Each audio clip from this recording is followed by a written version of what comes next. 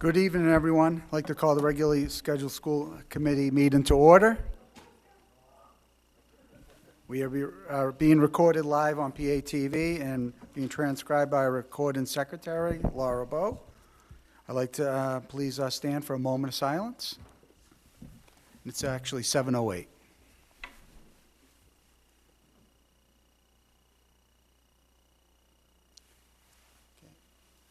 Pledge allegiance to the flag.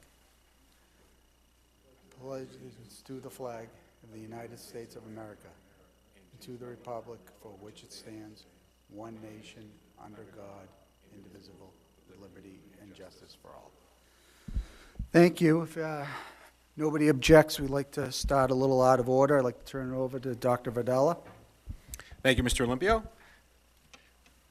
So tonight we have 3 schools with us. They brought their school councils, and as part of the budget process, each school will be going through a presentation that talks a little bit about their demographics. As you know, next year, one of the big budget drivers for us will be the fact that we are taking the center school offline to do some much-needed renovation, and so we will be displacing some students to various schools throughout the district. So when you hear the enrollment for this year compared to the enrollment for last year, you will see that the students have already selected their school for next year, so we already know where they're going. We know we're adding classes, and so that'll all be built in. So you'll hear a little bit of that, and then what each principal will talk a little bit about is some of the celebrations that they've had this year and how the budget has helped them to be able to do some of those great things. So some of the areas they would like to prioritize keeping in the budget for next year that support the work that they're doing, and then the areas that they want to focus on moving forward and what the budget impact for that would be. So each principal has a PowerPoint. I'll ask them to come up together, and we'll go through each of those PowerPoints. There are some similarities as far as the district things, but there are many unique things that you'll see in enrollment and support that each principal will talk about. So they have said that there are strength in numbers, and they would like to come up together. So I'd like to call Carroll School Principal Tracy Smith, Welch School Principal Michelle Massa, and West School Principal Julie Broughton. And so I'll pull up, first we'll go with the Carroll School.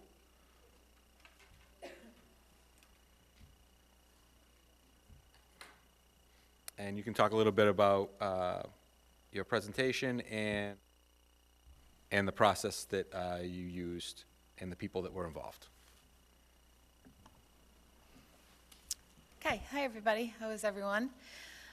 So most of my school council members are here tonight, so we meet monthly and talk about what it is that we would like to see going forward, what our successes have been in the last few years and what we need going forward. So we're gonna kind of go through our PowerPoint presentation, which will lead us to what it is that we need. So we're just gonna go through some demographic information first.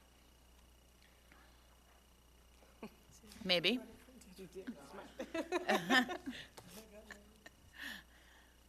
We'll just talk while we get it coming up. So this is my 11th year at the Carroll School. Oh, congratulations. Thank you.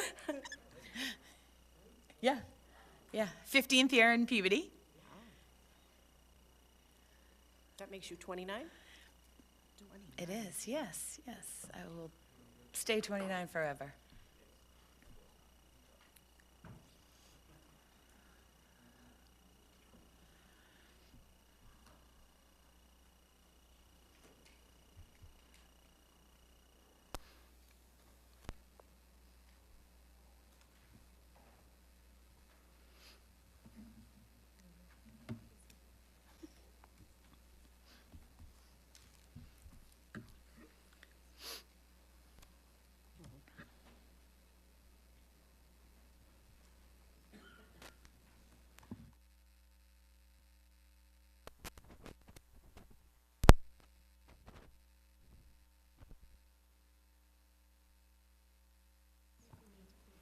Okay, here we are. So this is the Carroll School. So as you can see, I'm not going to go through the numbers specifically with you, but we are significantly higher in most percentages, higher than the district as well as higher than the state. One of our big numbers is obviously our high needs, which is everything combined, which is 71.8% compared to the district of 5.95 and 55.1%. So our English language learner population is growing. I'll talk about that a little bit more in my presentation. So our enrollment data.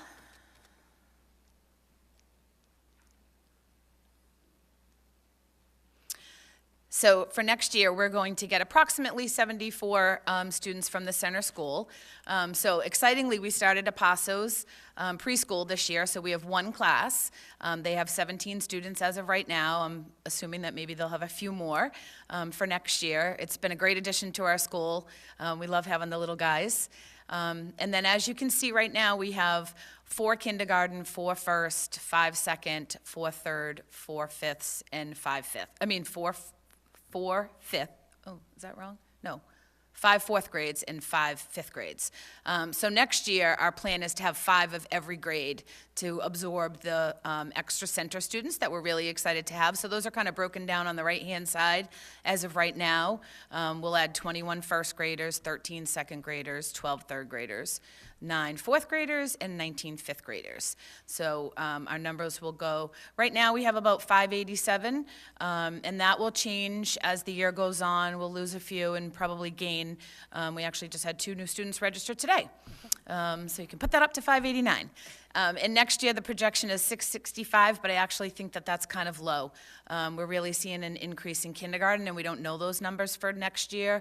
So 87 is our Carroll School kindergartners, and I'm not sure if we'll get some more of the center school kindergartners.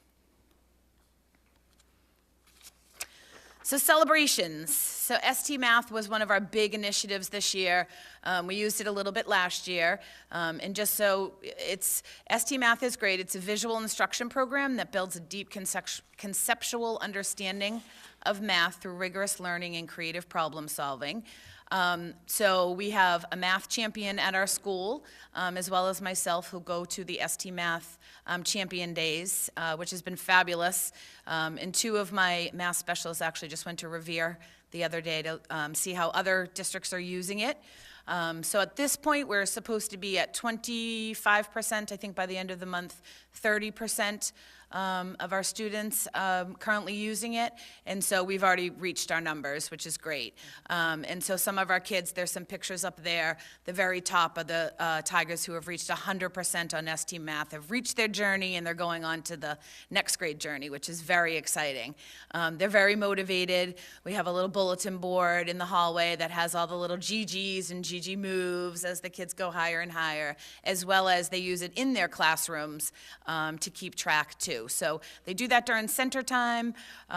It's really great for them. It definitely helps to engage and motivate in a higher level of learning for them. Good to Great, the TNTP, it's an intensive professional learning program. We have really jumped in to help us with the HMH into Reading program. So at the Carroll School, we have 9 teachers who are participating this year, which is really great because they're learning so much when they go out on the intensive professional development days and then bring it back to their classroom. So that's been fabulous.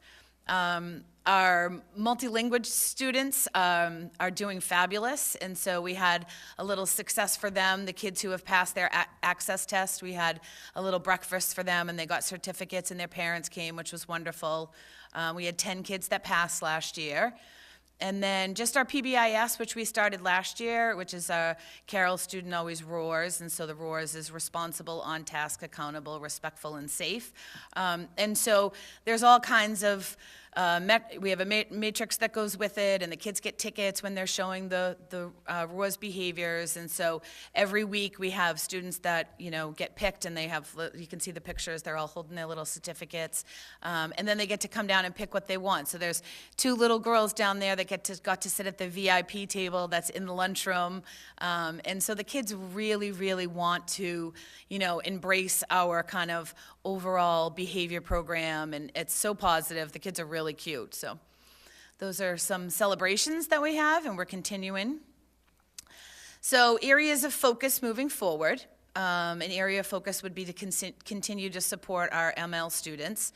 Our population is currently at 150 students, which has grown immensely in the last couple years. I think last year might have been 135. And so the 2 students that registered today are both ML students. And so in order to support that, I would ask that we can add an additional ML teacher. Right now, we do all push-in support, which is wonderful, so we're not pulling the kids out, they're not missing part of their curriculum, and so it really helps with the language acquisition to stay, but obviously if we have 680 students and we're trying to get into probably 30 classes, I think, we don't have enough people. So that's pretty much what I'm asking for in all of my budget considerations. The next one was Tier 2 reading support. Same thing, we're pushing in. So we currently have 2 reading specialists for 600 students, which really just is not enough. They're working tirelessly every day. And so we want to make sure that we're supporting all of our kids and everyone has a chance to get that support. So I would like to ask that we add an additional reading interventionist specialist. And then one of the big things that I have a teacher very interested in the digital literacy in the computer science curriculum. I feel like that's kind of lost right now. And so obviously kids are on their computers a lot. We're really pushing the STEM. So I would like to start and have a digital literacy and computer teacher. So that would kind of take, instead of having library, it would be a certified teacher who is going to design and implement and access the science technology curriculum for students K through 5. And then additional considerations, I've been asking for a few years. So our library is a beautiful space at the Carroll School. I don't know how many people have been to the library. I think most of you at this point. It's beautiful, but it's old, and the furniture is old. And so the chairs are at the point where my custodians can't glue them together anymore with wood glue and screws, and the tables are really, really heavy. So it's the original library furniture from the school, which was built in 2003. And so if you look to the left, it's kind of probably similar to kind of what we had, and you went into the library and you were quiet and you sat down and you read. And so now, with the collaboration piece, the flexible seating is so important in the library. You'll see on the right that the tables, and you can probably look around here too, they have some funky chairs, and just more so kids can work on STEM activities and work collaboratively. You can put the tables together in different configurations. It's really fabulous. We have added some through our own budget.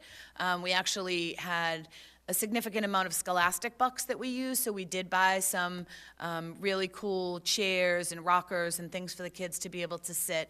But I would really like to be able to kind of refurnish my library with some flexible seating for next year. So that's really all. And then just a thank you to you all for all the support that you've given me through the last 11 years in the Carroll School. And Dr. Vidala, Dr. Chase, and Dr. Higgins for all their support. And then I just would like to introduce my school council members. So Cara Berry and Sue Veligore, both teachers. And they are on my school council. Diana Finn, who's a parent, a preschool parent, and a first grade parent. And then Laura Montiaro, I don't think she's here tonight, is also a parent. Matt Bernstein, and then Tom Gould is our community member, and he actually has Challenger basketball at the Carroll tonight, so he wasn't able to make it. But thank you.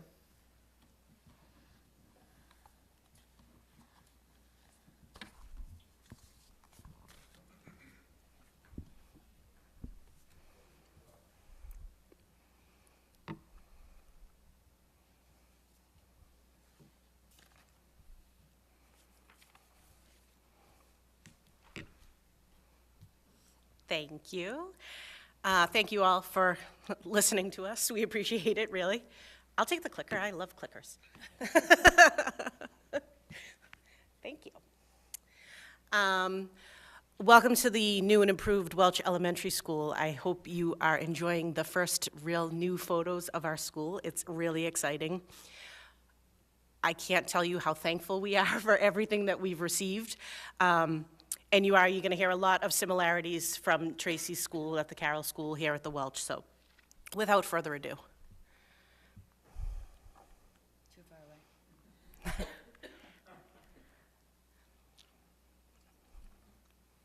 If only. So a standout piece of data for us is our first language is not English, It's just about half our school. So currently, we're almost at about 300 students. 120 of our students, English is not their first language. So that is a big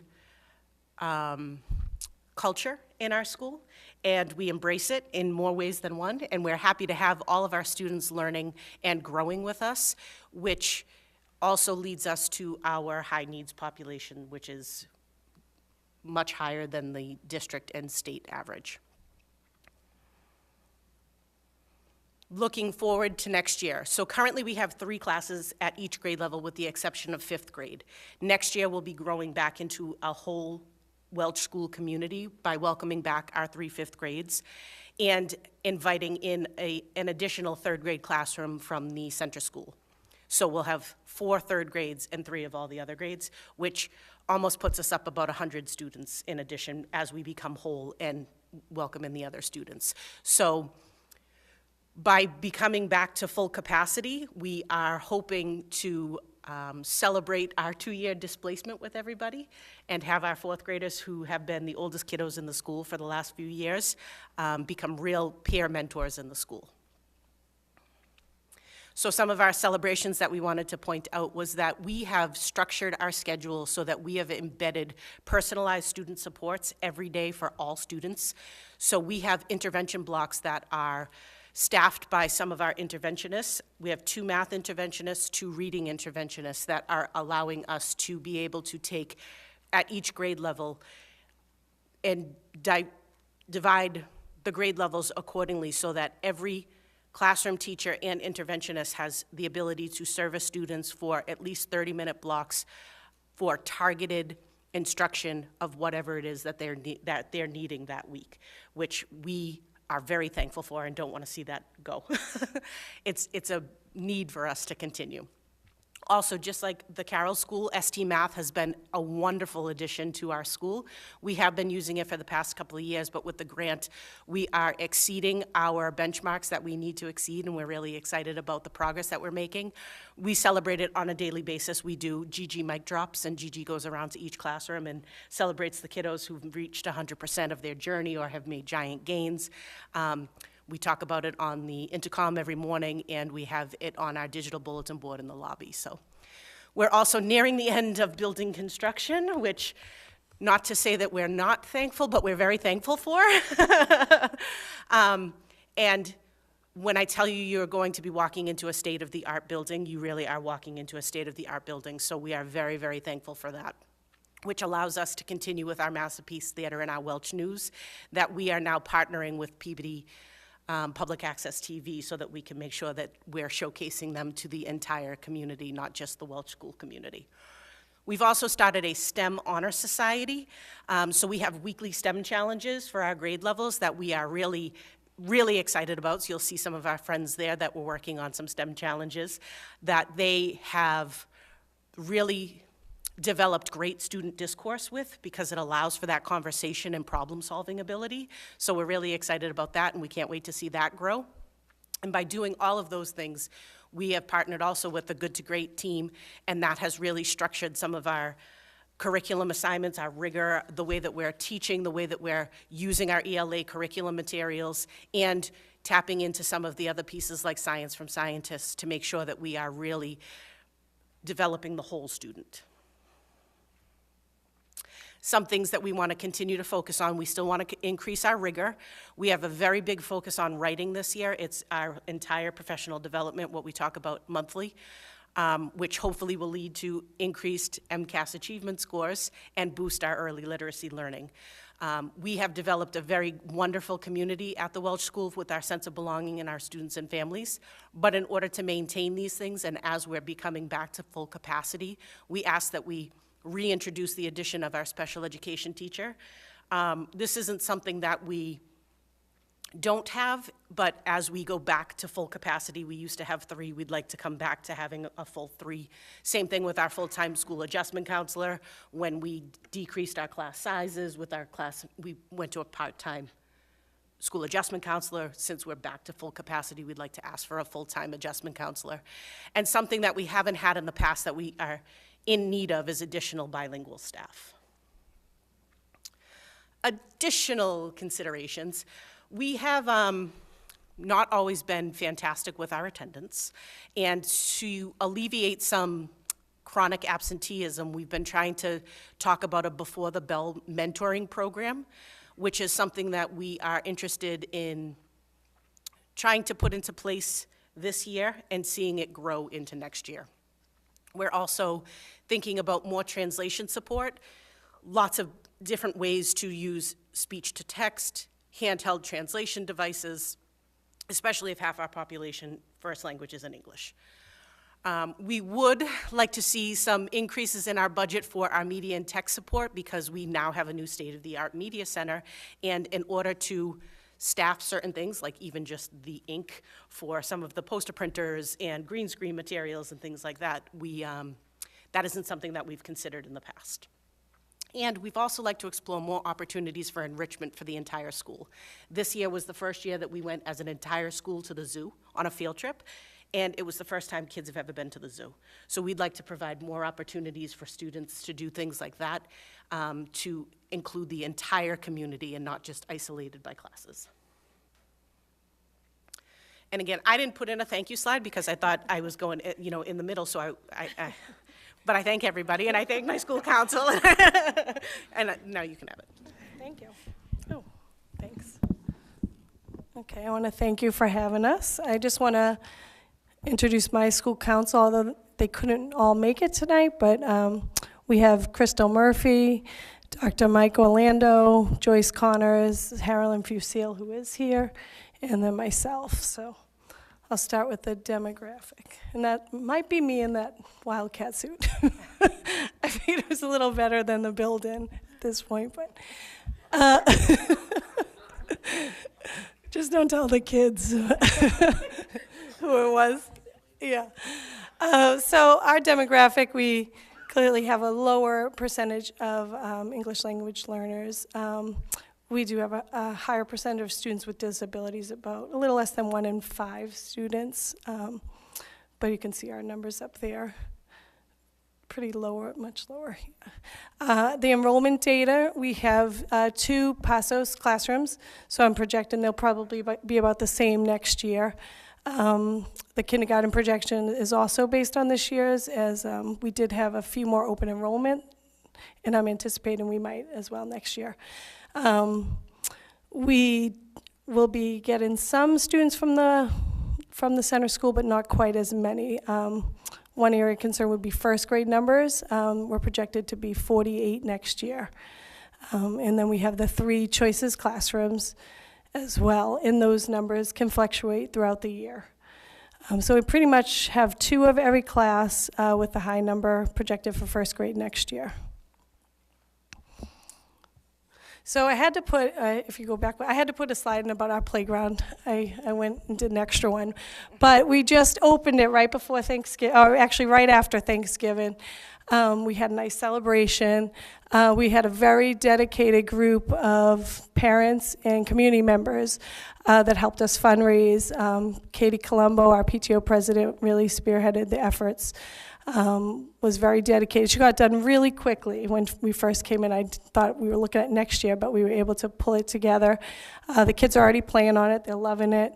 The pictures don't really do it justice. We had a nice opening ceremony where we had some family members of Officer Henry Breckovich come. His mom came, brother, sister-in-law, and nephew, as we wanted to make a dedication to him in the playground.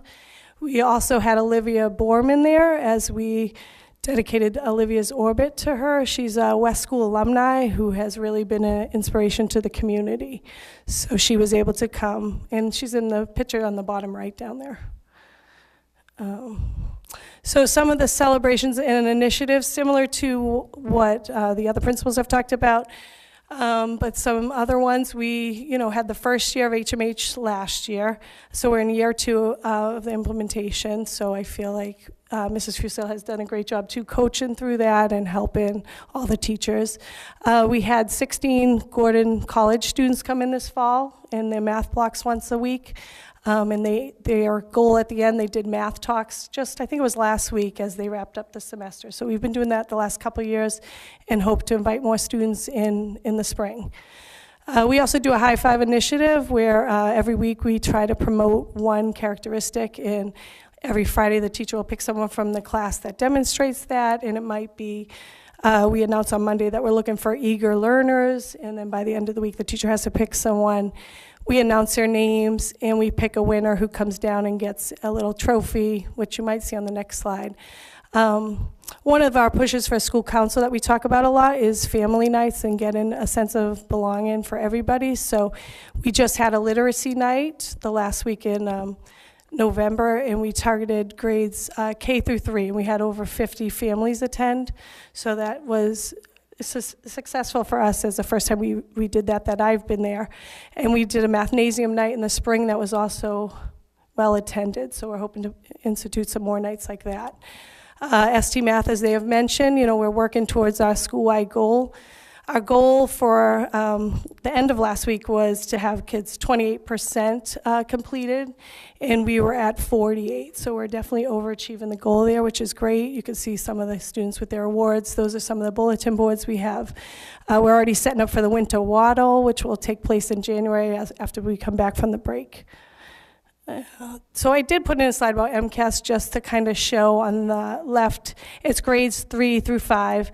So you can see kind of an increase this year from 2022 to 2023. And ELA also slightly increased grades 3 to 5 there. So I just wanted to highlight that. And then the current budget supports, the good to great. We currently have 1 teacher participating. We have had a dedicated choices school adjustment counselor, which has been really helpful, in addition to a 2-day school adjustment counselor that has helped with the gen ed students. Science from Scientists have been visiting 4 and 5 classrooms, and then obviously having the curriculum coach assistant principal position to help with data meetings and just support the teachers with their planning and implementation of the new curriculum. So our areas of focus to continue is just personalized learning experiences for all students, to focus on written language development across content areas, to continue to cultivate a learning environment where the focus remains on promoting a sense of belonging for all, continued opportunities for staff to engage in professional development to support curriculum initiatives, and an increase in number of students performing at or above proficiency as identified on state and local assessments. So the budget needs, we would like to continue with the current staff, and especially in the Choices program. It's very hard to predict the numbers. Sometimes they start low. We started this year with 9 and we're already up to 13. So it does increase as the year goes on. So keeping in mind that what we start with is not typically what we end with. Keeping the current initiatives such as ST Math, Good to Great, Science from Scientists, and the HMH ongoing professional development. And then the potential third first grade classroom, as we are projected for 48 students right now. And then just my thank you slide. Sorry, Michelle. We'll take it for everybody. We'll thank everybody at once. But I just want to thank you for letting us come in and present and share all the great things we're doing.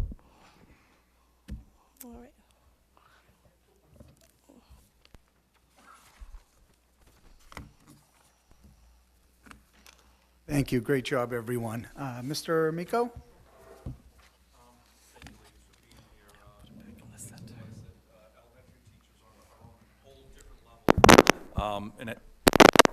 In education, and I think principals are just on a whole different level after that. So thank you for being here. Thank you for what you do. I took notes here because, as we said last week, I think it was Ms. Dunn who mentioned it, when we hear from our teachers, when we hear from our principals, that helps us shape what we want to do come budget time, especially if we have any extra money.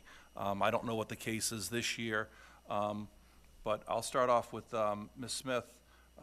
Tracy, if you would, work with someone in central office, and let's see what we can do about that furniture. Let's see if we can get some different companies out there to take a look at it, get some pricing, and no guarantees, but if it works, maybe we can make that library a really nice place. Awesome. And I agree with you on the, did you call it a digital resource teacher? Yeah, I agree with you.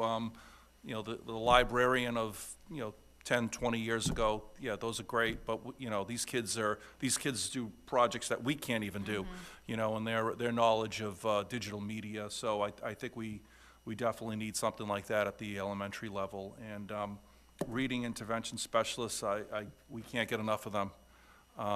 Yeah, you know. I mean, we could add more. I'm just, Yeah, no, and that's what I'm saying, we going from you 2 know. to 3 would be great. I'd love to go, you know, have one per grade level eventually, or, but Exactly, reading is just. even right now, just to do a K1, 2, 3, 4, 5, so they can really focus Absolutely. on the specific skills at those grade levels would be No, fabulous. and thank you, and I know, we all know how much we can get, you know, how much teachers cost, so to speak, and all that, but definitely get back to us on that newer furniture, get some quotes, we'll see what we can do. I mean, it's something that will really benefit all those great kids that utilize that space, so. Absolutely, thank you. Ms. Massa, thank you.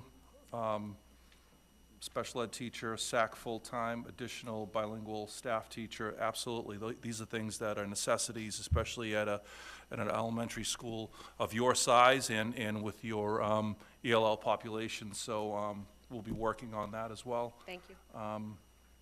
West School, Ms. Broughton. Sure, let's keep the programs that work, right? I mean, let's that's what we do. You know, if things are working, we should keep those. So we'll definitely take that under consideration. And I agree with you. Class sizes matter, and if that first grade group gets to be a little bit larger, let's, you know, I know Dr. Vidal and his whole crew, they're on top of that, so we're all for it. So, well, I am. I can't speak for everyone, but I know my colleagues. I know they're on as well. But thank you for being here. We really appreciate this, and this makes our job a little bit easier, especially if we get money from the state. Thank you, Mr. Amico. Mr. Hockman? Just quickly, through you to Mr. Miko, great synopsis of what we heard tonight. To the principals, thank you. You guys all do a wonderful job. I mean, you have difficult positions, you have dynamic schools and staff members, but you also have different populations, and it's hard to navigate them. And your buildings frequently, I think Ms. Smith's maybe a little bit more than the others, but you know, there are differences between your buildings, and in any event, with regard to Ms. Smith, with regard to the furniture request that you're making, I agree with Mr. Amico. Let's get some quotes, but let's put it through a capital expense rather than through the operating budget. And maybe, you know, we are going to have some capital expenses, I think, coming up in the spring in regard to the center school, so perhaps we can fold that in there and see if we can do something with that. You know, appearance matters, right? You know, there's a social psychology for a reason. How things look and make people feel encourage learning, and you know, it's one of the reasons we're going to talk, you know, about high school later on, because you know the physical structure, Ms. Massa, you now have a relatively new structure. I mean, it changes the way people react to things, and it's important. So, and the library, you know, there are people out there listening that say, well, the furniture's only 20 years old, but the world's changed an awful lot in 20 years, and teaching, right? Library is a different experience than it was 20 years ago. With regard to science for scientists teaching science, I think it's called. Yes. I don't know if that's coming out of your operating budget or if we funded it. I encourage you to apply for grants through the Peabody Ed Foundation. That's probably something that they would support. I think the Peabody Rotary Club may support that too. There are funding opportunities for that because it is an important piece. And I talked, you know, to a lot of kids around the district and in the elementary schools that have participated in those activities, and they're excited, and that's the purpose, right? It's to engage younger minds and get them excited about STEM stuff. So maybe, you know, I'm anticipating a much tighter budget when it comes to those types of things this year because we're losing some grant funding. Personnel that you're talking about, I'm not expecting that much in terms of difficulty with the requests that you're making, because we are taking a school offline and we're not looking to displace anybody. So we might have some extra personnel to sprinkle around the district, and it may not be it might be a 0.8 FTE as opposed to a 1.0, but I'm expecting that we're going to have some reading specialists to move around and special education teachers and things like that. So at least for this year, I don't anticipate that being an issue. I love to hear about the STEM initiative that you're talking about, and maybe you can pilot something if that comes to fruition, and we look at that district-wide, because it's time, right? I mean, it's time. We need to engage kids in the elementary levels in those areas to get them excited about that subject matter, so we can, just have a more well-rounded education right here in Peabody. So, in any event, thank you for all presenting. Thank you for your councils for being here and for the hard work that they do in putting together this. It's not just each of you sitting down and putting this together. It is, people who volunteer their time, and that's appreciated. And you don't function as a building, and we don't function as a district without all those volunteers. So thank you. And even though Ms. Massa didn't thank us, we're going to thank you. Thank you, Mr. Hockman. Ms. Carpenter? Thank you, through the chair. I just want to say thank you for coming out tonight. I know it's a busy time of year for everybody, so coming out. I echo the sentiments of my committee members, and I just want you to know that the report that you give us tonight is very valuable. This is something that that I use during budget time. And with that being said, do we have copies of these presentations? We'll have them? Okay. They're in that package too, because this is something that definitely goes in my budget book, and as we're going through the lines, I cross-reference to see the things that you say you've needed and what we've been able to do about it. So I just want to thank you for coming. I appreciate it, and this, for me, is really one of the most valuable pieces that I use in the budget. So, and thank your school councils as well for me. Thanks. Thank you, Ms. Carpenter. Mr. Swanson? Thank you. I'm going to repeat, I'm not going to repeat. I'm going to second all the sentiments that everybody said here about the budget, supporting you all. But I want to make a note of ST Math and HMH. I've been in several of your buildings over the last year. I don't know if you all have seen and you see the trend when you go into a building and the pride that you and your teachers and your staff bring forward with ST Math. It's always about where you're at and where you're above the goals.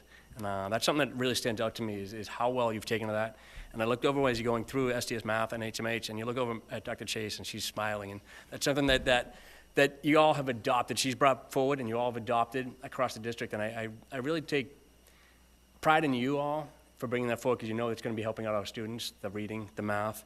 And that really touches me in how well that you've all have, your students as well have taken on to this. And I appreciate what you've done for them and how well you've brought this program forward. So thank you for that.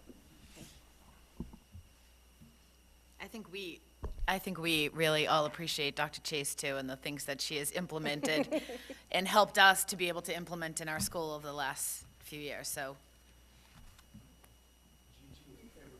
everywhere. Thank you, Mr. Swanson, and thank you, Dr. Chase. Thank you, Mr. Chairman.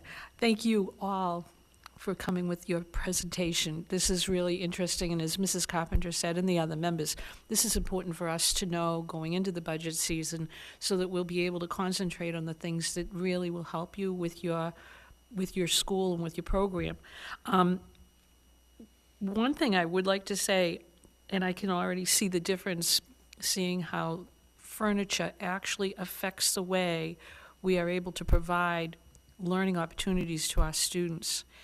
And people may not realize how important it is, but it's critical. Kidney-shaped tables are used for specific reasons. The ability to make collaborative arrangements of furniture, especially at the elementary school, but at all levels, but that's really, really important. And we need to upgrade a lot of the things in all of the buildings, so it's good to see these specific examples of what you'd like in your buildings, and we will see that we can find those. It's really something that we haven't concentrated on, but we do. And it's a good thing that you brought it up now. It really is. Thank you. One thing that I have a question about,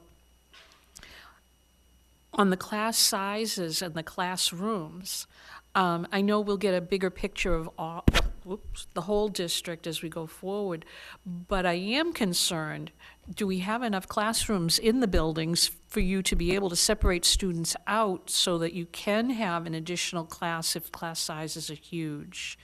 And I know we're close, aren't we? We would have to we'd figure it out, but it might mean, you know, art traveling or splitting with the library. We'd have to figure that out spacing-wise. Okay, yeah. Are you at full capacity right now with these new numbers, you know, going into the new next year?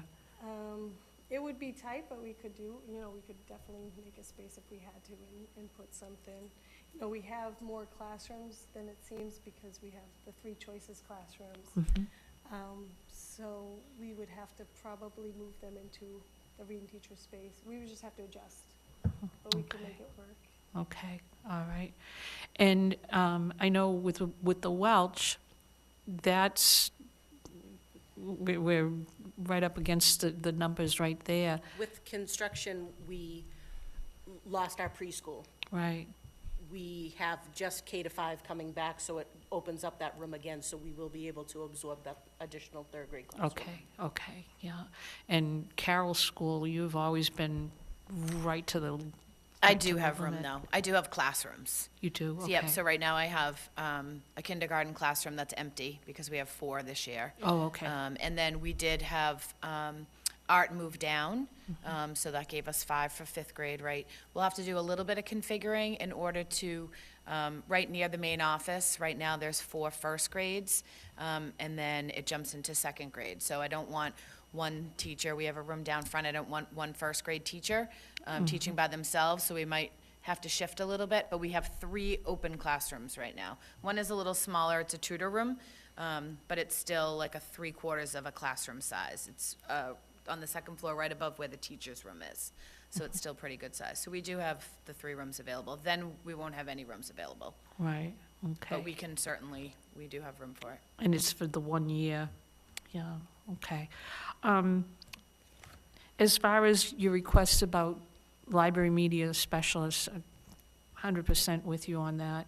We really need that coverage to use those libraries and utilize them. But again, all the new modern equipment we have, you've got to have someone who is able to teach it, to monitor it, to deal with it, to take care of it. It's a huge process. It's not just shelving books. There's a lot that goes into it. So glad you brought that up. And I think that's everything. I'm just really very grateful that you brought these things forward to us. It's nice to hear about the good news with the math program and with the reading and how well students are doing and how much what you've come to us with will help you to make even bigger increases in those numbers. There's one thing, and I know it's not part of the school plans. I requested a report, we're still waiting for it, on roof leaks. Now, I know we're dealing with the ones at the Welch because it's undergoing the construction and we're trying to correct a longstanding problem there, and it's more involved than people would think because of the way that you get your funding from MSBA and the parameters of the job. Carroll School, you've got some significant leaks in that building, haven't you? Only on certain days, and it depends on which way the rain's going. Yeah. It Where could the wind torrential blows. downpour, and if the rain is not going in a certain way, we won't have any. So it's very interesting. They've had roofers out. It's it's called a floating roof, so it's rubber and then it has rocks on top of it. And they've filled the entire roof with water in years, I mean, since I've been there, and we haven't had any leaks. So it's very interesting. I don't They know can't if tell where anyone it's has coming kind of from. figured out how to fix it at this point. Yeah, because it really is Yeah, significant. Mr. Kinnison used to get up with like one of the barometers that like reads which way, and every time, whatever way the wind was blowing is when we would get wind. Yeah. I'm sure he has reports somewhere, I might be able to. And I Mrs. know. Dunn, we do have a report in Building and Grounds. Oh, you do? All on- right, on thank all you. of those, yeah, so we do have that. I think Good. what we're noticing too is high winds. We're seeing that at a lot of the buildings, when there are high winds, we're seeing, it might not be straight down on the roof, it might be, different areas that water can get in and then it finds its low point, and that's what we're seeing. So we do have a report, though, that we can share with you. Oh, good. In West School, I know.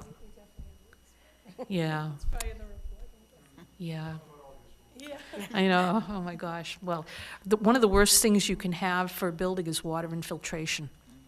So that's the danger with these roof leaks. And even though they may be occasional, they've been ongoing for so many years now that, you know, we could have a meteorologist on staff that could predict, oh, the wind's coming from this direction, let's get the buckets ready, wheel them into the cafeteria and make sure they're in the lobby and all the regular spaces. But then we're dealing with the problem later on of the damage to the building that is ongoing, and we need to fix them. So, thank you all. I appreciate it. Thank you all. Appreciate everything that you do, and I hope all of you have a happy holiday season and a happy new year. Thank you. Thank you. Thanks. So I'll pass it back to you, Mr. Olympio. We can go into minutes, and then I will have one more thing on the superintendent's report, but we can do that when we get there. Thank you, Dr. Thank you. Vidala. All right, approval of minutes. Motion to approve, and then I have a couple of Okay. corrections. Okay. Okay. Second. Okay, motion by Ms. Dunn, and seconded by Mr. Amico. Ms. Dunn? Just a couple of corrections. This would be on page 3 of the minutes to, and this is something, Ms. Bowe, you wouldn't even realize it, but CPAP is actually SEPAB and SEPAC, PAC. So it's not the letter C at the beginning, it's SE. And then the very last line of the section about the Special Ed Parent Advisory Board, it's something I said. She stated the school committee must support the SEPAC with budgetary needs.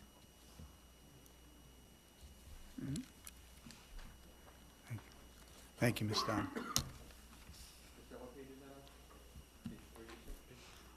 And I've got it written out if you want.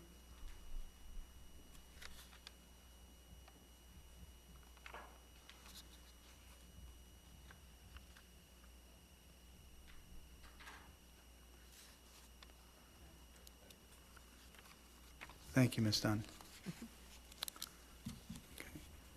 Okay, roll call vote, please. Mr. Swanson, Yes. Mr. Olympio.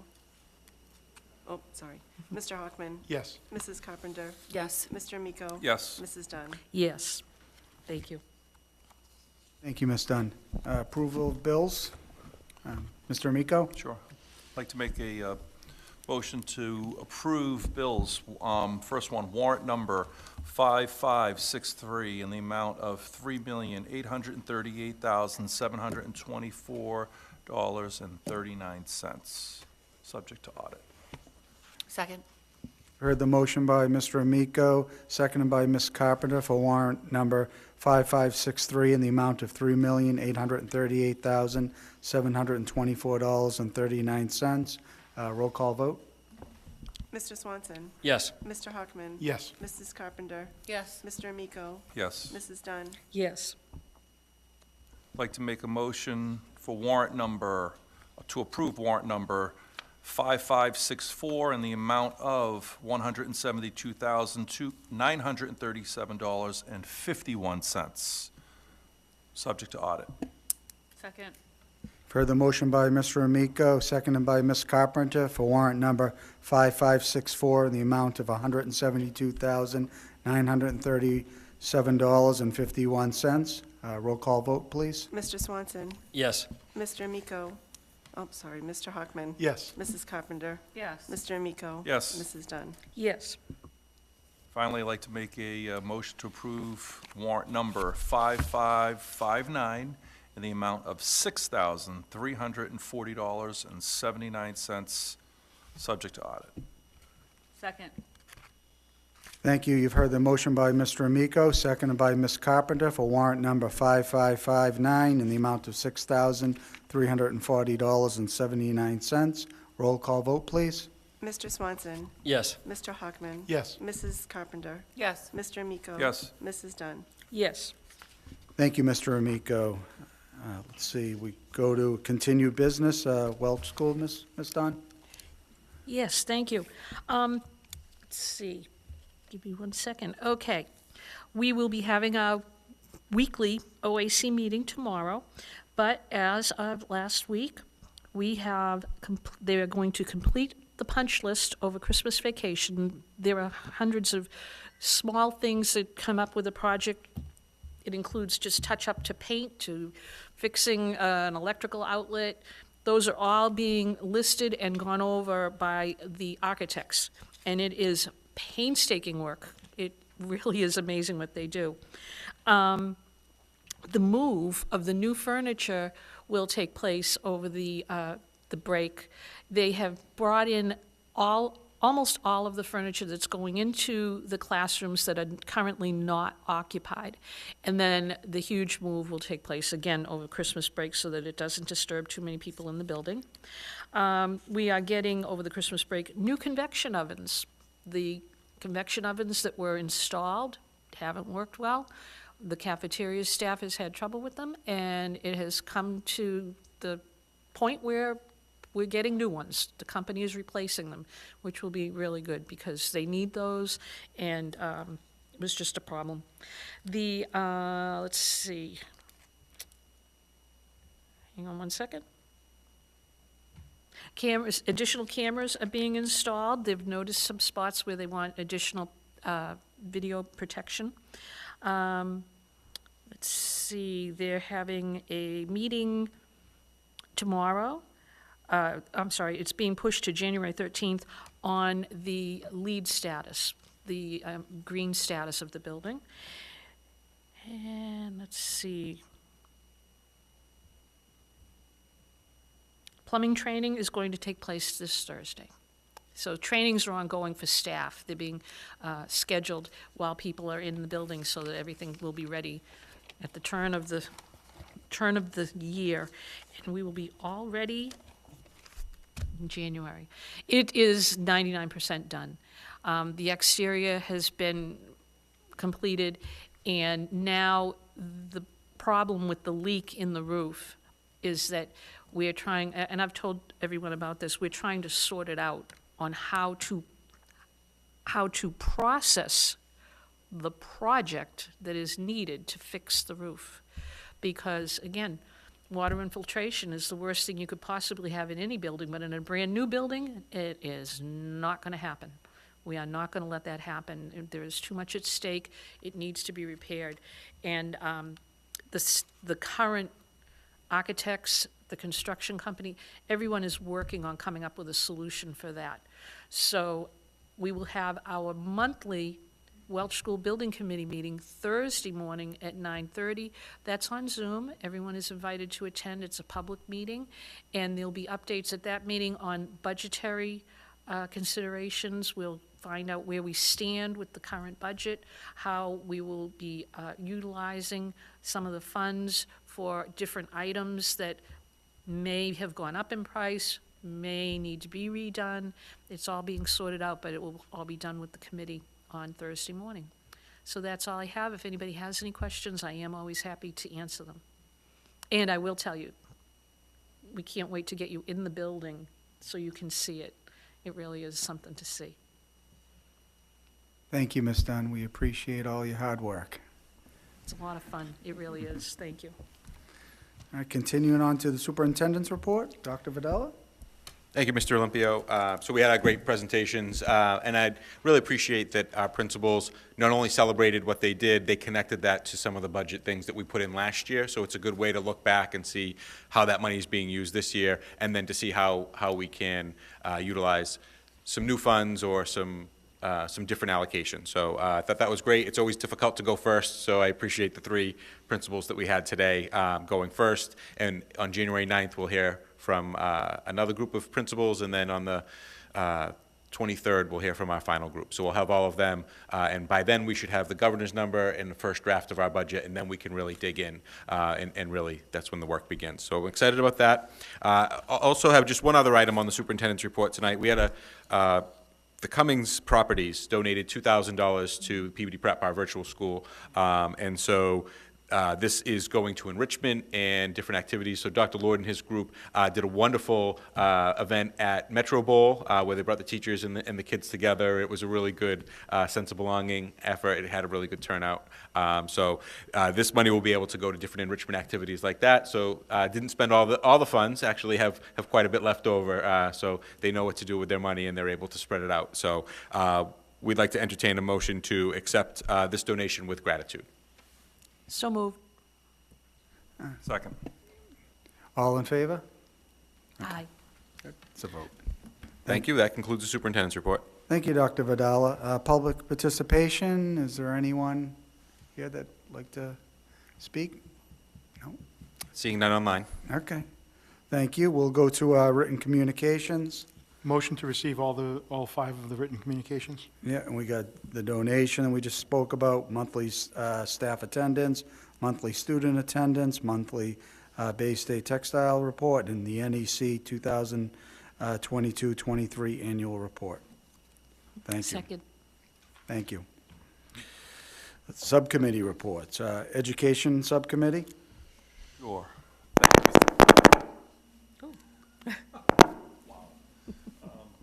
I'll make it brief. I don't think it's working, Jim. Can you hear me? No.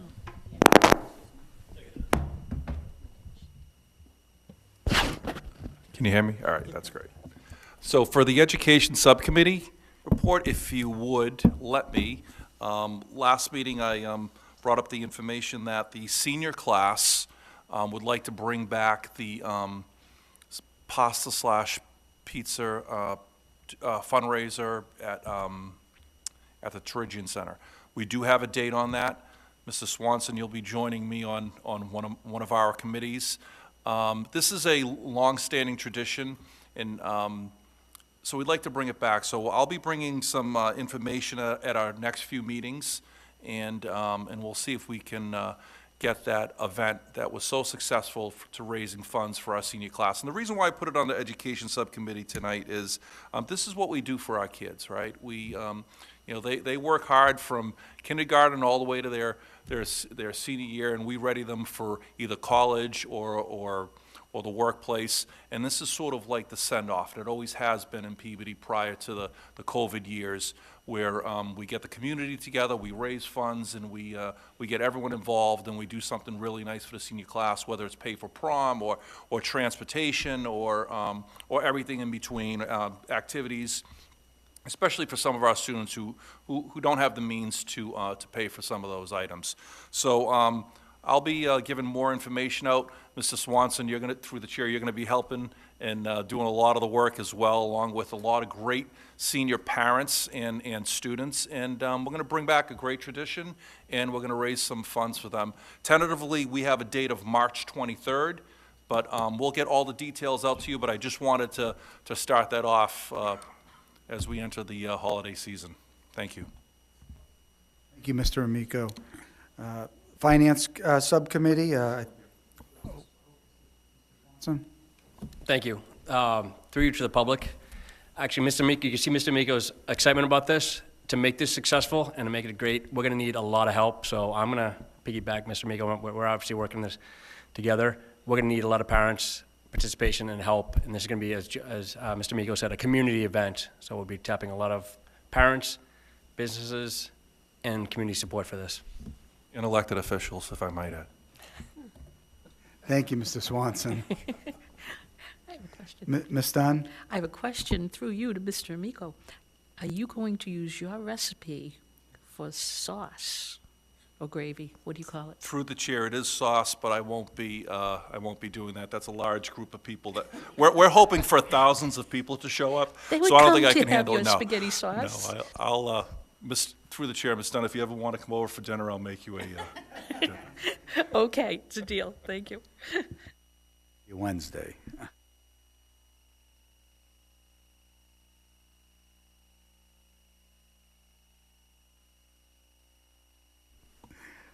Thank you, Mr. Miko, for that report, Mr. Swanson.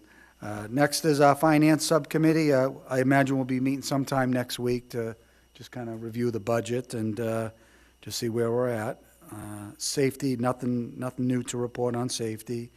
We have athletics and wellness. Yeah, I just want to wish all the winter sports that are starting their seasons this week and next week good luck. It's exciting to see the transition to a new season, and wish all the coaches and volunteers and staff members and booster organizations and student athletes luck. Thank you, Mr. Hockman. Quality and standards, Ms. Dunn? Thank you, Mr. Chairman. The Quality and Standards Subcommittee met this evening prior to the school committee meeting, and we went through the section of our policy manual, Section B, bylaws. I'm going to hand out this is a small packet. Motion to receive. Oh, thank you, Joe. Okay. I figured out the easiest way to do this. Going through our policy, there are many policies which we did not feel needed to be updated. The goal was to upgrade this entire section and be ready for the first meeting of the year when we would approve the bylaws in total, and that would guide us for next year's work. So, as I said, the vast majority of the policies are not going to change at all, but we did discuss a few that need to be updated. This packet that you have is really just very, very brief on what we spoke of tonight. And if I could, I would like to ask if you would allow me to read into the record the bylaws that we're not going to change, to ask if that can be utilized as a first reading for part of the bylaw book. We will have the second reading at the first meeting of the year, and that entire section will be dated with the year 2024, so that going forward, the work on the policy manual is to update everything and to make sure we've got a definitive date so that we can figure out how long a policy has been in effect and have some historical record of what was changed or when it was changed or when it was adjusted. So the policies, and Ms. Bo, don't even try to take this down, I'll submit it. It's policy BA, BAA, BB, BBA, BBA-E, BBB, BBBC, BBBE, BCA, BDA, BDB, BDD, BDF, BDFA-E, BDFA-E3, BDG, BE, BEA, BEB, BEBA, BEBB, BEC, BED, BEDBA, BEDC, BEDD, BEDDB, BEDDC, BEDF, BEDG, BEE, BG/BGB, BGC, BGD, BGE, BGF, BHC, BIBA, BJ, and BK. Those are all the general policies on our bylaws that are not going to change. So my motion is to accept those for first reading this evening. And honestly, it's to be able to utilize the date so that we can put that into the book. So that's the motion. This was the recommendation of the subcommittee as well. So I'll Second. put that out for the whole committee. Second. Okay. Thank you. You heard the motion by Ms. Dunn, seconded by Mr. Amico. Just a quick question through you to Ms. Dunn. So it's your expectation of the first reading tonight through this process, the second reading at the January 2nd inauguration, and then the actual vote on January 9 at our, Actually, I'll be honest, I think it will come up at our January 9th meeting for that second reading. okay, Yeah, okay, yeah. thank you. Because the inauguration, we really, we won't be approving our bylaws at that meeting. I will check, though, if we That's what I'm are. saying, yeah, if I may, that's what I'm saying, if we can just procedurally have a second reading at the January 2nd meeting, then on January 9, we can approve them.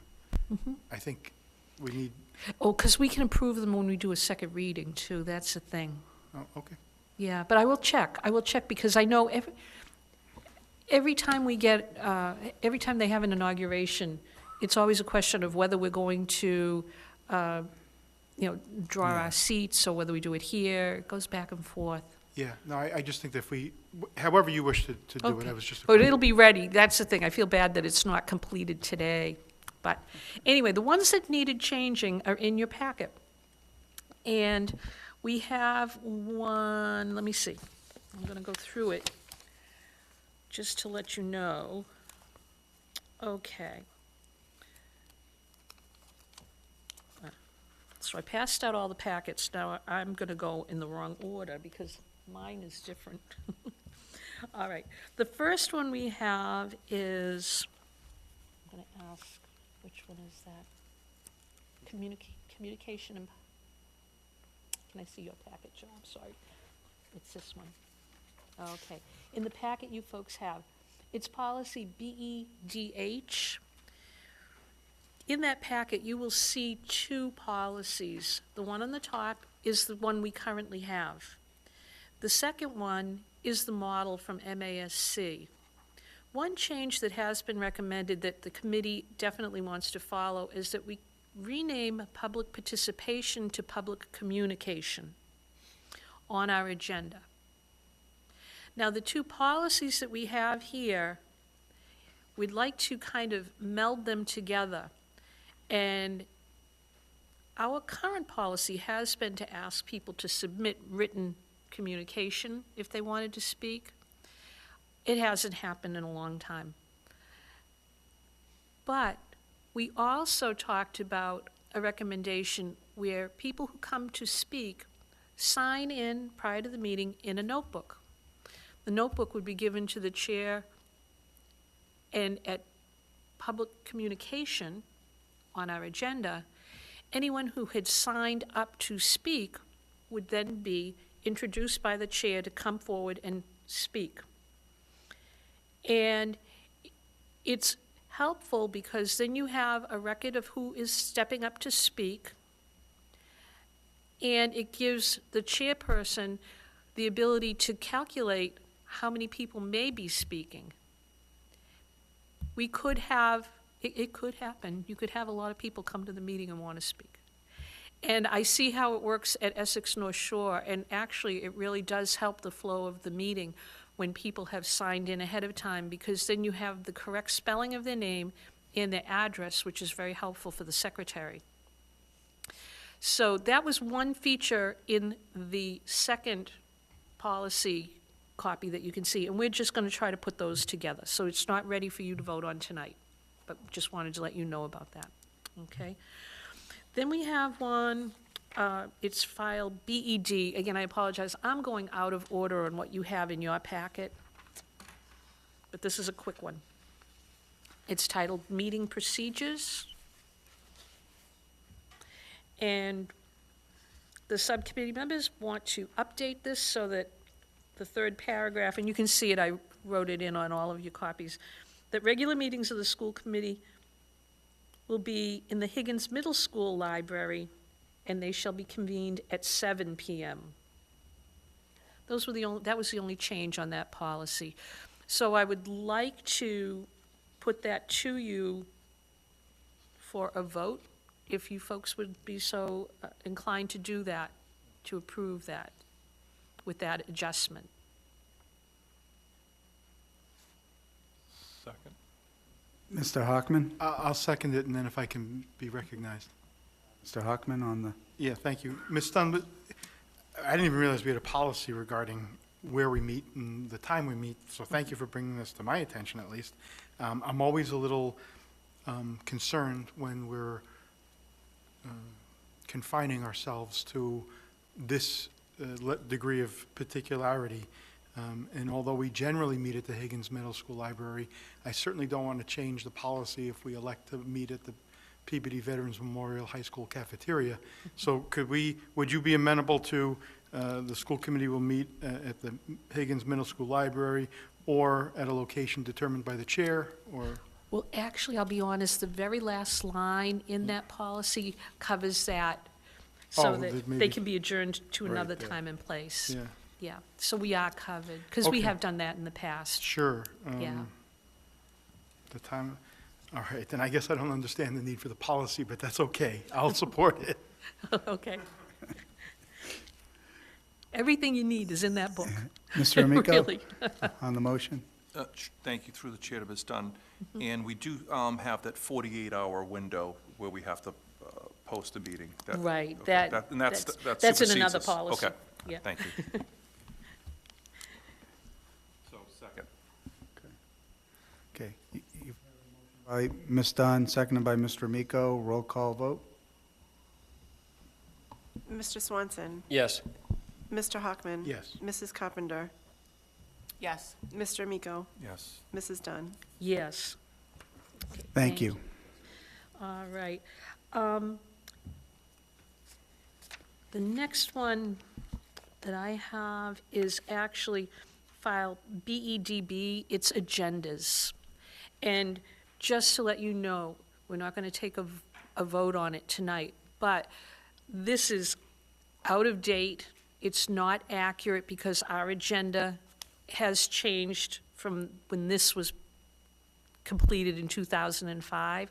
But we'd also like to add, when the Student Advisory Board comes in, that is they are a separate board, actually, so they shouldn't be listed under the superintendent's report. They have their own legality, actually. So we'd like to put that in when this is rewritten to conform with our current agenda items. We thought it would be good to have the students appear before public participation. So that will be adjusted. I just put that out there for your information. We'll come to you with a newly printed policy so that you can approve that. Okay. Let's see. The next one in your packet, is it? Oh, electronic messaging by school committee members, file BHE. If you can see in your packet, there are two. One, I've written the word new on it. This was just sent out today by MASC. The page following that, BHE, was current, and you'll see I put a line through it. We would like to replace our current policy with the recommended policy from MASC, and the reason for that and the update on that is, if you look at the very last paragraph on the new policy, it's brief. It just says, under the Public Records Law, electronic messages between public officials may be considered public records. We all know that. And therefore, in order to ensure compliance, the district shall provide district email addresses which are archived. That's the current status of the law. Our present policy goes into detail about how the school committee, in consultation with the superintendent, needs to appoint a member of central office staff to receive any communication between any school committee members and to print it out and to maintain an archive of that. That is not necessary. And we're taking basically that entire last paragraph out of the policy manual and just following the current law. So I am very confident that putting that before you, I would like to make a motion that we receive the new policy and implement that as a first reading for policy BHE. Second. Heard the motion by Ms. Dunn, seconded by Mr. Amico. On the motion.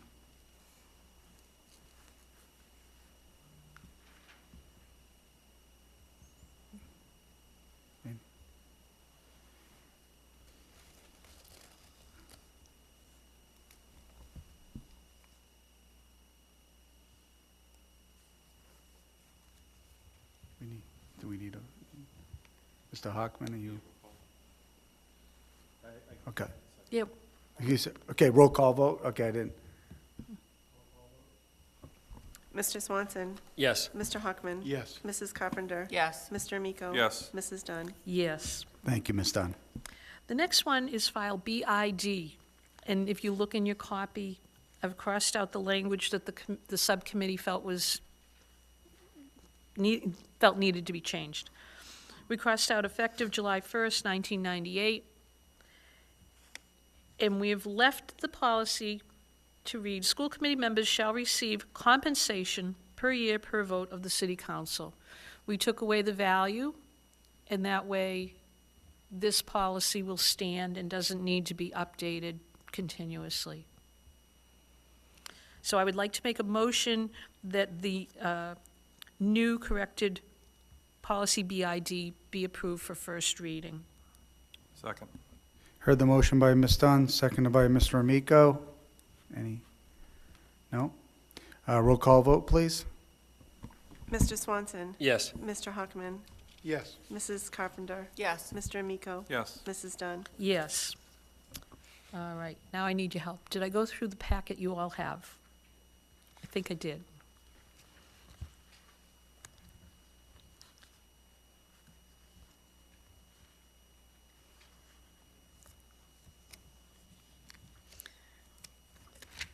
And I'll tell you, oh, nope, file BDE, just an informational file.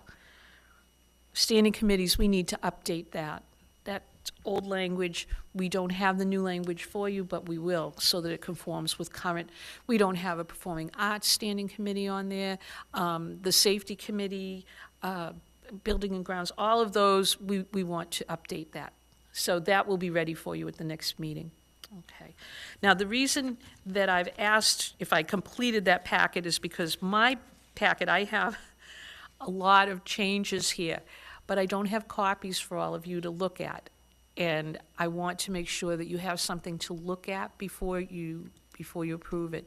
Some of them are very minor changes, but I would feel better making sure that you all have a copy before we change those. So there will be additional materials at our next meeting.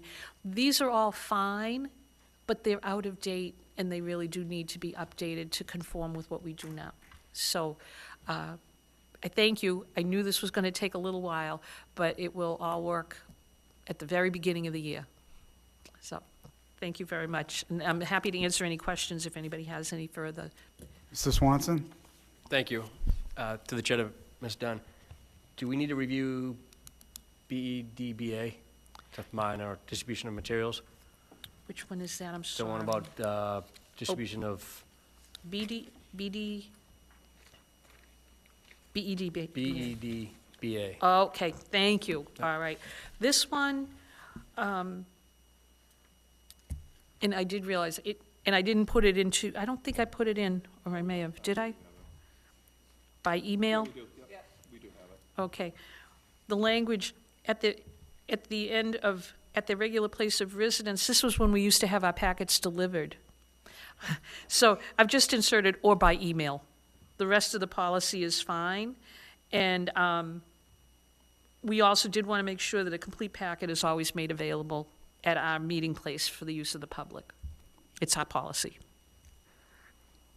Mr. Hockman? Yeah, since we're updating this, can we increase the time in which we're entitled to this material to more than 24 hours? We could, if you'd all like to. I mean, we yeah. do anyway, it's the We practice. do, I know it, yeah. So, I mean, I would ask for 72 hours, which is what we typically get, I think, right? I think we Or do. 96, we get, It's 48 on the posting, which is the legal requirement for posting a meeting, but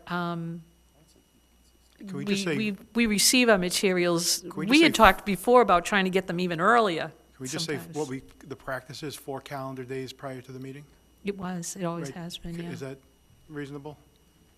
Well, I think we've done it Friday, Monday, Tuesday. It's 3 business days. Yeah, so I'm saying calendar days. We get them Friday, Saturday, Sunday, Monday, and then Tuesday's the meeting. Yeah. Typically, or if the meeting's going to be on a different date, then it's just 4 calendar days. Okay. And what would the terminology be that you folks would like on that? I would strike at least 24 hours to at least 4 calendar days prior to the time of the scheduled meeting. Okay. All right, so we will change that so that will read, the agenda and supporting materials, including a listing of financial obligations to be acted upon, minutes of the previous meeting or meetings not yet approved, shall be distributed to committee members at their regular place of residence or by email at least 4 calendar days prior to the time of the scheduled meeting. And that will be the only change on that. Good, Mr. Amico? Sure, just thinking, in the past, we've had special meetings pop up, emergency meetings. If we can somehow include that in there, if it's, within that time frame, then obviously we can't get that because, not that we're hoping for any special or emergency meetings, but yeah, just in case. We could put a statement at the very end of that paragraph.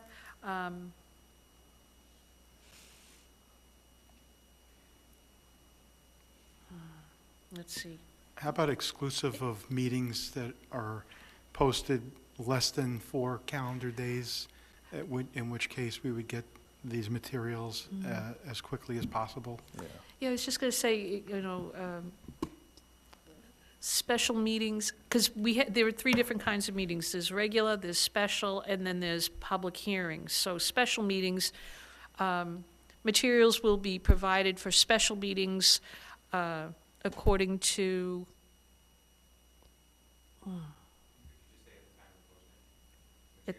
at the time of posting. Yeah, okay. Thank you. All right, so materials for special meetings.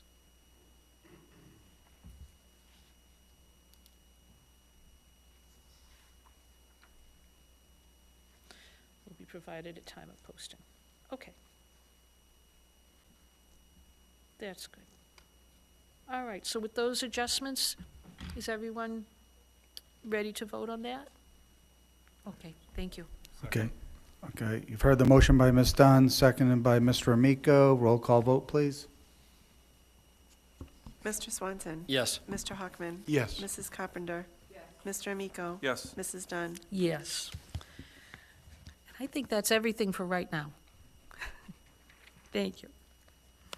Thank you, Ms. Dunn. Let's see, liaison to parent-student advisory boards. We have a parent advisory board meeting scheduled for next Wednesday here at the Higgins in the cafeteria.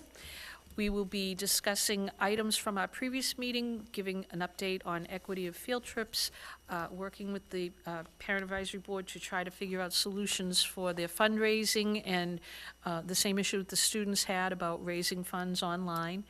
But we'll also be holding the first meeting to set up the citywide PTO. So the parent advisory board members have invited their PTO executive boards to attend, and they will hear from a speaker about how citywide PTO is set up in the past, but they're going to be able to set it up the way they want to and schedule their meetings. It's completely separate from parent advisory board.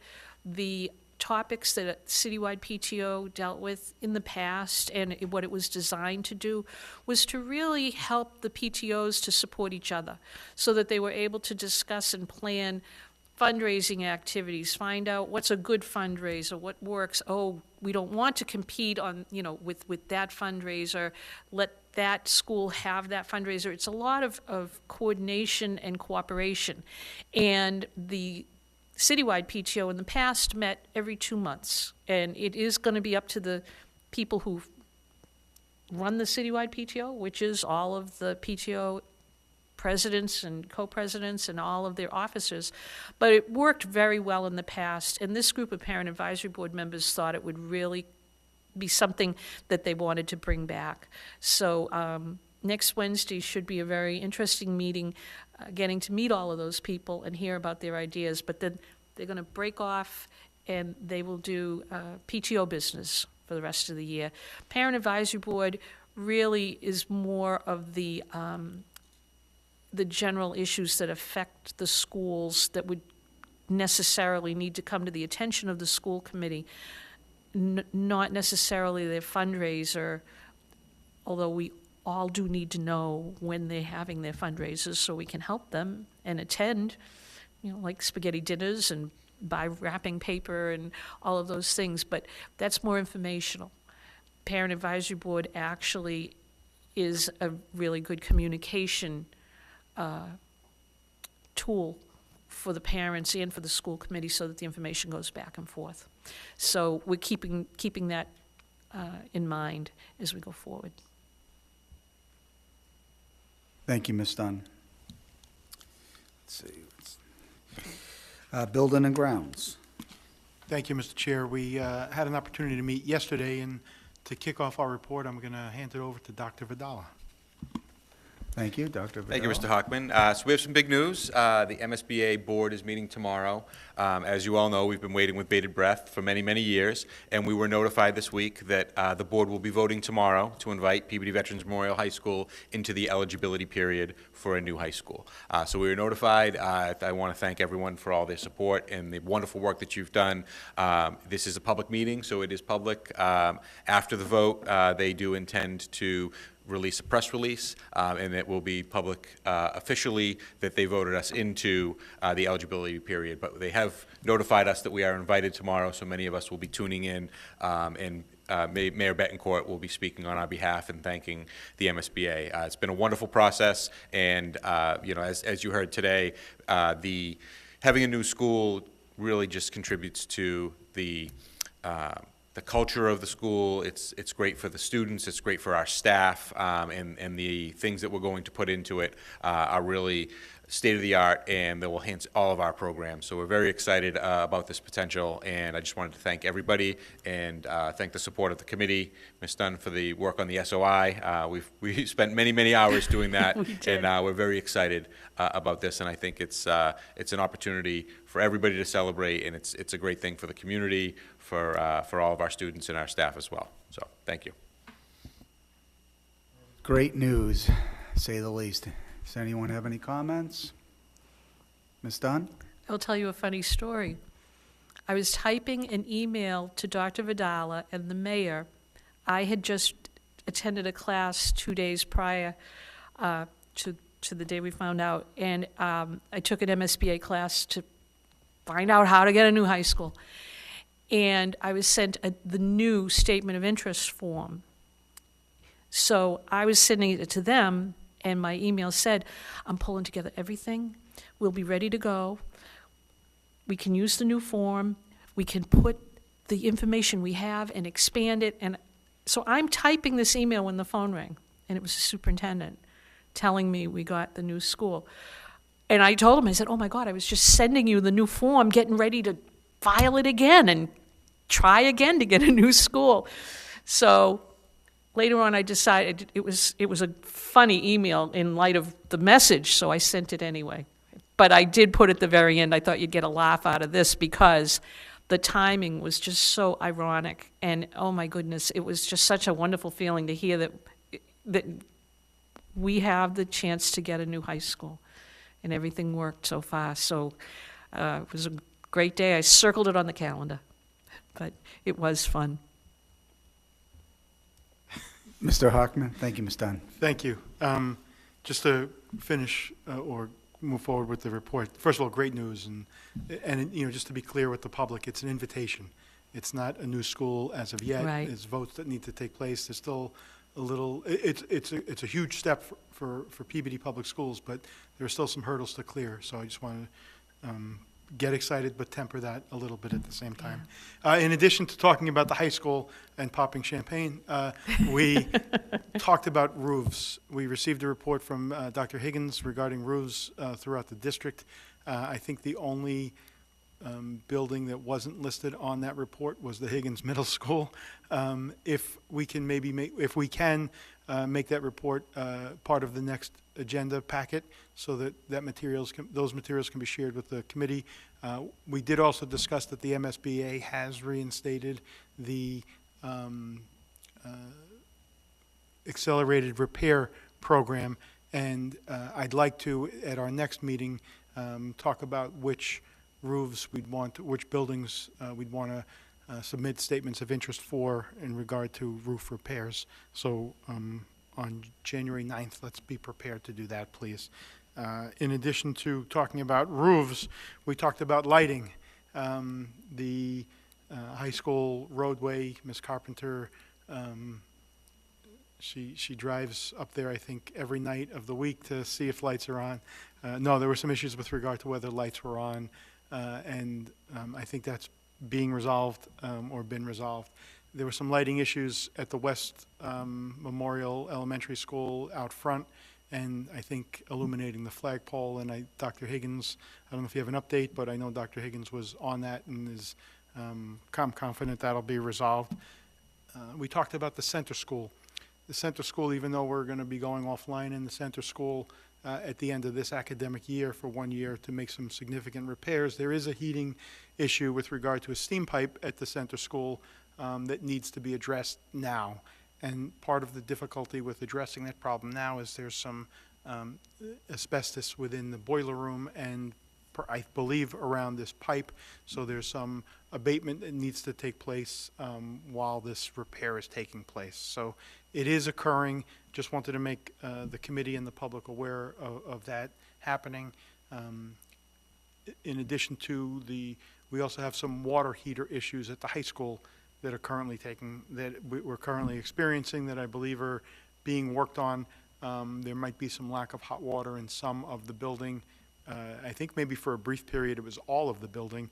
I think we have that resolved, at least for the kitchen, and we're working on getting that resolved for bathrooms and other places within the building. Dr. Vidal, is there anything I'm missing here? Think we got it. So it was a very productive meeting. There's a lot going on in the district. There are a few other things as I finish up. As you recall, this committee was gracious enough to support my request for a $400,000 line item for our school buildings for maintenance. And I've asked the administration if they can give us a spreadsheet with allocations for that to see where that money is going or where it will go. And I think that's conversations for us to also participate in. So hopefully we have that within the month, in the next January, the first January meeting. And part of that conversation may include equipment. And there's been some equipment that some staff members have requested. We're going to run that through Mr. Hafey, who's the facilities manager, and Mr. Rippon, I think, is at some point going to get us some quotes for machinery, providing that process is something that we actually need. And hopefully in the near future we'll be able to, if there is a need for this, and we get to vote on some of that stuff too, so that we can make sure that our staff members have state-of-the-art equipment when we're able to provide it. Thank you, Mr. Hockman. Let's see. Going on to Special Education Parent Advisory Board. We'll be meeting here Monday night, December 18th at 6 o'clock. I invite parents to come, and certainly I'd be open to discussing any budget suggestions, budget concerns as we head into formulating the budget. So I'd like to get some input from some parents, and hopefully and we can get some things accomplished on that end. Let's see, what else? Liaison to City Council and Legislation. Nothing at this time. Okay. Redistricting. Nothing at this time. Okay. Performing Arts. Quickly, got word that the instruments to be distributed for the fifth grade music program, so we voted in, or we discussed earlier this year, have finally been received. There was a supply chain issue with some of the brass instruments. Those have been received and being distributed to schools and worked into the program. The students have had access to some other of wind instruments and others, so it wasn't like they were without or delayed. It was just waiting for these instruments to be introduced. So that's really good news for this program. And then other than that, as I keep saying every meeting, Chorale and Full House are going to be around the city. When you see them out there, stop, listen, tell them how well they're doing. Thank you. Mr. Thank Amico. you. Thank you, Mr. Swanson. Mr. Amico? Thank you through the chair. And Mr. Swanson, I'm not sure if you mentioned it, but the chorale was over at the Wigan Auditorium for the holiday concert, and they were absolutely amazing. They were there Friday night for rehearsals, Saturday night for concert night number 1, and then for the concert on Sunday night, the second night. They were absolutely amazing. Not only on stage doing what they do, but just great kids, just, you know, polite and you know, while waiting to get on, they're just great kids, and it's you know, John Simmons does just an incredible job, and they're awesome. They're so awesome. So thank you. Thank you, Mr. Amico. Mr. Swanson? Thank you, Mr. Miko, for mentioning that, and then obviously the noticing. I mean, this is again a program that they start in school. They start at an early age. They carry it through school, and these performing arts programs get into our community. They become part of our community. And again, Mr. Simmons and the rest of his staff do a phenomenal job, not just in the music and the arts they're teaching, but the curating of these students becoming members of our society. So I appreciate you recognizing that. Thank you. Thank you, Mr. Swanson. Okay, we don't have any new business. Items for the next agenda will be handled in the regular course of business. Thank you for a great meeting. I hope everyone has happy holiday and a happy new year. Our next meeting will be January 9th. Okay, we will not be meeting on December 26th. All right, great meeting. Thank you.